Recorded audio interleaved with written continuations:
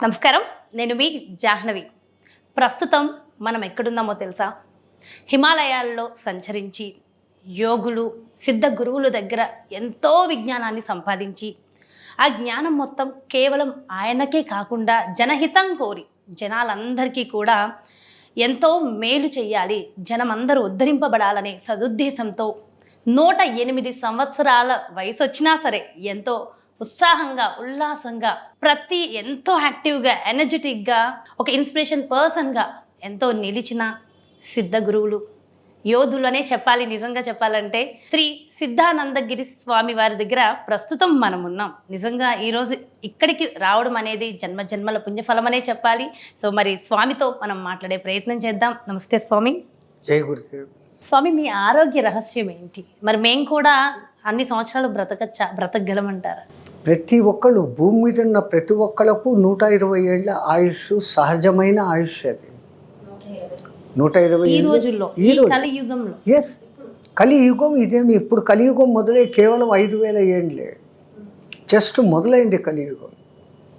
దానికి ముందు ఉన్నటువంటి ద్వాపర యుగంలో మహాభారత యుద్ధం జరిగేటప్పటికి శ్రీకృష్ణ పరమాత్మకు 125 ఏళ్ల వయసు, అర్జునుడికి అంతే. మిగతా పాండవులకి ఇంచుమించు అందరికీ కౌరవులకు కలిపితే 123 ఏళ్ల వయసులో వాళ్ళు ఆ 18 రోజులు అంత భీకర యుద్ధం చేయగలిగినారు. చేసి మళ్ళీ 32 ఏళ్ల రాజ్యపాలన చేశారు.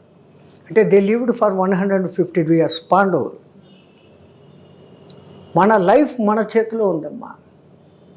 ప్రాణాయామం చేయటంతో మన ఏజ్ను మన కంట్రోల్లో పెట్టుకోవచ్చు. అయితే స్వామి, ప్రాణాయామం మేము ఎలా చేయాలి? మాకు మీరు దయచేసి నేర్పించగలరా? ప్రాణాయామం అంటే అందరూ వెంటనే ఎడముక్కుతో గాలి పీల్చు, బంధించు, కుడి ముక్కుతో వదులు, 1:4:2 అని కొంతమంది కొన్ని నిష్పత్తులు, ఆ తర్వాత అదని ఇదని అంటున్నారు. అసలు ప్రాణాయామానికి మన శరీరాన్ని ముందు సిద్ధం చేసుకోవడం. ఒక 4 నెలలు.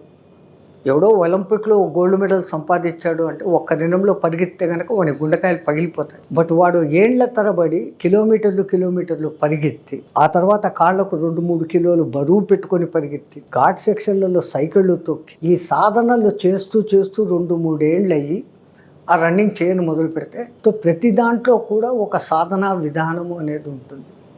మా గురువుగారు మాకు 4 రకాల క్రియలు అనేది ముందు చేయమన్నారు. 4 నెలల కాలము కంటిన్యూగా 4 క్రియలు చేయమన్నారు. దాంట్లో ఒకటి వేగిని అంట. ఆ వేగిని చేయటం మూలంగా అసలు వేగిని ఎట్లా చేయాలో ముందు చూశారంటే మీరు ఆ వేగిని అన్న పేరు ఎందుకు వచ్చిందో తెలుసుకోండి.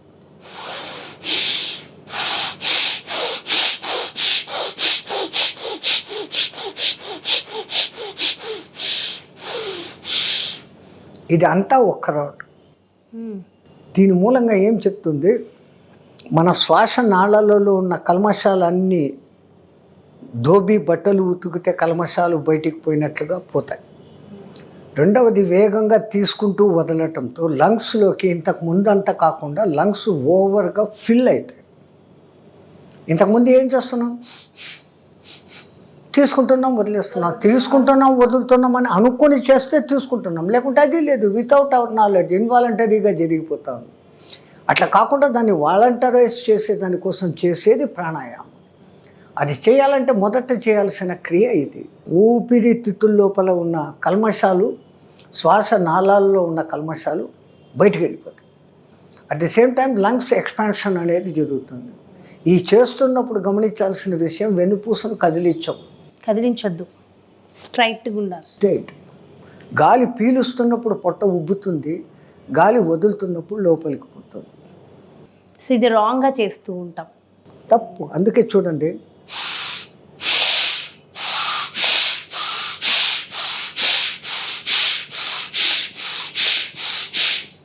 దీని మూలంగా బెనిఫిట్ మాటికి పొట్ట లోపలికి పొట్టికి వస్తే వాడి లోపల ఉండే ఆంతర్చూషికాలు అనే పేగులు ప్రెషర్కు గురి అయ్యి జీర్ణ వ్యవస్థ బ్రహ్మాండంగా ఉంటుంది.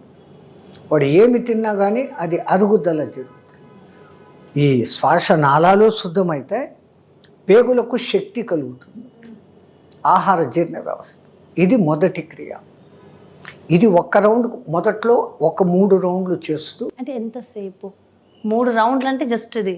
ఇప్పుడు ఇది ఒక రౌండ్. ఇప్పుడు అబ్జర్వ్ చేయండి,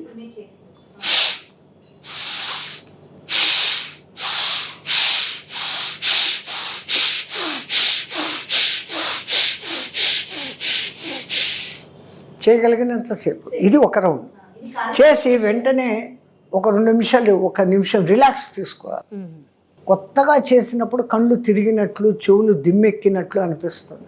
ఎందుకంటే previously you never did this. Me body దీనికి అకస్టమేషన్ కాదు, మీ బాడీని అకస్టమేషన్ అలవాటు చేస్తున్నారు. అట్ ది సేమ్ టైం లంగ్స్లో ఉన్న కల్మషాలు బయటికి పంపుతున్నారు, పేగులకు శక్తిని ఇస్తున్నారు. ఇది ఒక క్రియ. రెండవది మేము భస్త్రిక అంటాము. ఇక్కడ మీరు చేసే భస్త్రిక అని ఏమో ఒళ్ళంతా కదిలి వెన్ను పూస కదిలింది అంటే ఆ అలైన్మెంట్ దెబ్బతింది.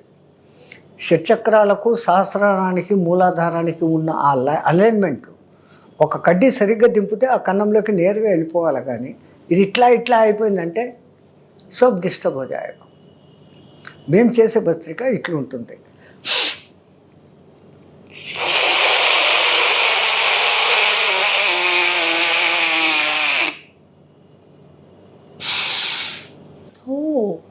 నోరుతో పీల్చుకోవాలి. ముక్కును మూసేసి దంతోష్ట్రాల నుంచి గాలి పీలుస్తాం, ఆ సౌండ్ వస్తుంది. ఇంతకు ముందులాగా మామూలుగా తీసుకొని వదిలేటట్లు కాకుండా ఫుల్ ఊపిరితిత్తులను ఒక బెలూన్ను ఎంత మ్యాక్సిమం నింపుతామో అంతవరకు నింపుతాం.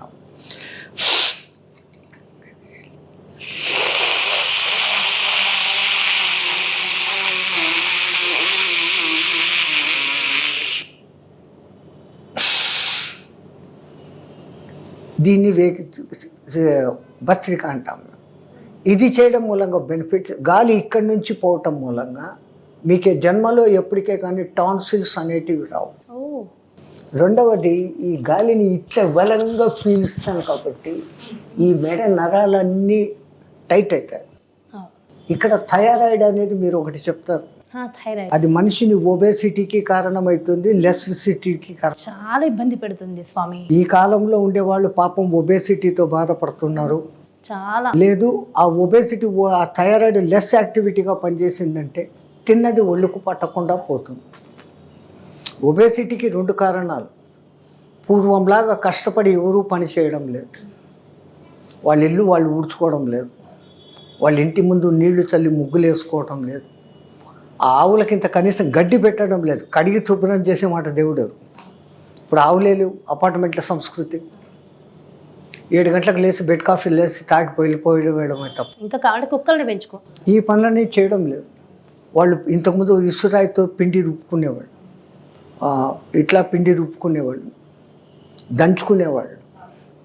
వాళ్ళకి ఆ కష్టాలు ఉన్నాయి హెల్త్. ఇప్పుడు ఏ కష్టమూ లేదు. తినడం, టీవీ దగ్గర కూర్చోవడం, లేకుంటే పండుకోవడం, ఆఫీసుల్లో కూర్చోవడం, టైపులు కుట్టుకోవడం. ఒబేసిటీకి అదొక కారణం అయితే. రెండవది శారీరకమైన సరైన వ్యాయామం లేకపోవడం రెండవ కారణం. ఆ మాత్రం కూడా చేయలేని వాళ్ళు ఇది చేయని మొదలు పెడితే thyroid will come under control. క్రియలు చెప్తున్నాను, క్రియల యొక్క లాభాలు కూడా చెప్తున్నాను. మూడవది మేము శీతలి అంటాం. అది కూడా ముక్కులు మూసేసి నాలుకను చిలుక ముక్కులాగా చేసి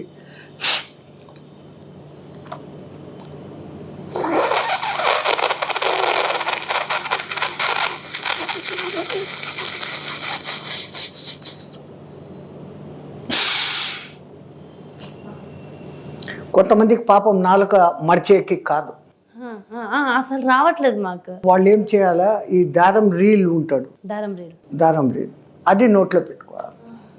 ఇట్లా చేస్తాం మేము అని చేస్తాము అంటారు. అది చేస్తే సగం గాలి దంతాలకు మళ్ళీ రాంగ్ అయితే అపోజిట్, అదే దంతాలకు తగులుతుంది, నాలుకకు తగులుతుంది తప్ప లోపల ఉన్న చిన్న నాలుకకు దాని వెనక ఉన్న మెడుల్లో ఆమ్లాగేటకు తగలదు. సో చాలా జాగ్రత్తగా గురు సమక్షంలో. అందుకే ఏది కూడా గురు బినా విద్యా నహి. గురువు ఈ లోపల ఇట్లా చెయ్యనేసి చెప్పేసి వదిలిపెట్టడు. ఎందుకు చెయ్యాలో చెప్తాడు, ఎట్లా చెయ్యాలో చెప్తాడు. ఆ విధంగా గురువు చెప్పినట్టు చేసుకున్నాడు. గురుస్థానానికి వాడే వస్తాడు పైకి. నిన్నటి శిష్యుడు రేపటి గురువు. మారుతుంది తరాలు. బట్ ఆ గురువును నువ్వు ఆదరించి గురువు చెప్పింది విని చేసినప్పుడు ఈ బెనిఫిట్స్ వస్తాయి.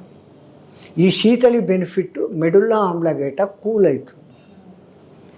శీతలిలో కానీ వేగినిలో కానీ భస్త్రికలో కానీ ఈ లంగ్స్ కెపాసిటీ మనకు బ్రహ్మాండంగా పెరుగుతుంది, ఇంతకుముందు లేనట్లుగా.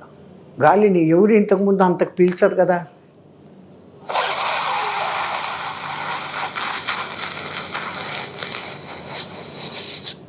ఇంతసేపు ఎవరు ఇంతకుముందు పీలాలి, అంత పీల్చినంతసేపు ఈ గాలి నిండింది ఊపిరితిత్తులు. ఇంతకుముందు కన్నా ఊపిరితిత్తులు బెస్ట్గా పనిచేయడం మొదలు పెడతారు. అవి ఎంత బాగా పనిచేస్తే రక్తశుద్ధి అంత బాగా జరుగుతుంది. రక్తశుద్ధి జరిగిందంటే రక్తం బొళ్ళులో బ్రహ్మాండంగా. అవును, ఒళ్ళు నొప్పులు, కాళ్ళ నొప్పులు, కీళ్ళ నొప్పులు ఏమీ ఉండవు. ఇంకా ఈ 3 అయినాక 4వ క్రియ పేరు ఆల్టర్నేటివ్ ప్రాణాయామం. దీంతో తీసుకోవడం, దీంతో వదలడం, దీంతో తీసుకోవడం, దీంతో వదలడం. అది ఎందుకు చేయమంటారు అంటే, ప్రతి మనిషికి పొద్దున్న నుంచి రాత్రి నిద్రపోయే వరకు 2 ముక్కులు సమానంగా ఎప్పుడూ పనిచేయవు. ఒక ముక్కు ఎక్కువ పనిచేస్తుంది, ఒక ముక్కు తక్కువ పనిచేస్తుంది. ఆ రెండింటిని ఈక్వలైజ్ చేసేదానికి ఆల్టర్నేటివ్ ప్రాణాయామం. ఈ 4 క్రియలను 4-5 నెలలు చేస్తే శరీరంలో ఉన్న 72,000 నాడులు శుద్ధీకరణ జరుగుతుంది. ప్లస్ ఈ లంగ్స్ మీకు ఎంత మీరు వద్దనుకున్నా కానీ మీకు తెలియకుండానే అతి దీర్ఘంగా సాధిస్తారు, అతి దీర్ఘంగా నిశ్వాసం చేస్తారు. ఆ బెనిఫిట్ అనేది కలుగుతుంది. ఎప్పుడైతే శ్వాస వేగం తగ్గిందో ఆయు ప్రమాణం పెరిగింది. సైంటిఫికల్గా అంటారు, బ్రహ్మం గారు కాలజ్ఞానంలో కూడా చెప్పారు, 21,600 హంస జపం జరుగుతుందిరా అంటారు. దాన్ని 1 గంటకు 900, 1 నిమిషానికి 15 మినిమం ఎవరికైనా. కొంతమందికి 16, కొంతమందికి 14, యావరేజ్ చేస్తే మినిమం 15. సో ఇప్పుడు ప్రాణాయామం చేసే సాధకుడు ఈ 4 క్రియలు 3 నెలలు చేసి అప్పుడు కుంభకం చంద్రనాడి ద్వారా గాలి పీల్చుకుని బంధిస్తే, ఇంతకు ముందు కన్నా ఎక్కువ గాలి పీల్చుకున్న అలవాటు ఉంది కాబట్టి, లంగ్స్లో ఎక్కువ గాలి చేరింది కాబట్టి, ఆ చేరిన గాలి మూలంగా వాడు ఎక్కువసేపు దాన్ని బంధించి పెట్టగలడు. అదంతా యూటిలైజ్ చేసుకుంటున్నాడు లోపల ఆ గాలిని. ఆ యూటిలైజేషన్ జరిగినంతసేపు 1 నిమిషం సేపు వీడు బంధించాడు.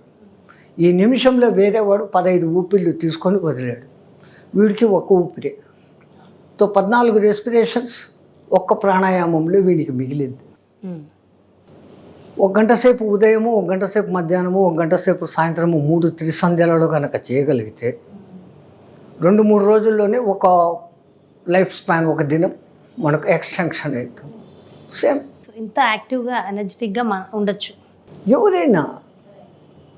ఇదే గురువులు ఎంతోమంది ఇదే మాట చెప్తూనే ఉన్నారు. కొన్ని రకాలు మార్చి చెప్తుంటారు. ఆ విధానము అదో ఇట్లా పీల్చాలా, అనులోమము విలోమము, వాళ్ళ తిప్పలు వాళ్ళు చెప్తున్నారు. ఎవరు ఏమి చెప్పినా కానీ మానవుల యొక్క ఆరోగ్యం బాగుండాలి, వాడు ఆనందంగా బతకాలి. మానవుల అందరి లక్ష్యము ప్రపంచంలో 3: ఆయువు, ఆరోగ్యం, ఐశ్వర్యం. ఎక్కువ కాలం బతకాలా, బతికేది రోగాలు లేకుండా బతకాలా, జల్సాగా హ్యాపీగా బతకాలి. సో చాలా చాలా చాలా సంతోషం స్వామి. ఇంకొక అవకాశం ఖచ్చితంగా మాకు తొందరలోనే వస్తుందని భావిస్తూ థ్యాంక్ యూ సో మచ్ స్వామి. జై శ్రీరామచంద్రజీకి జై.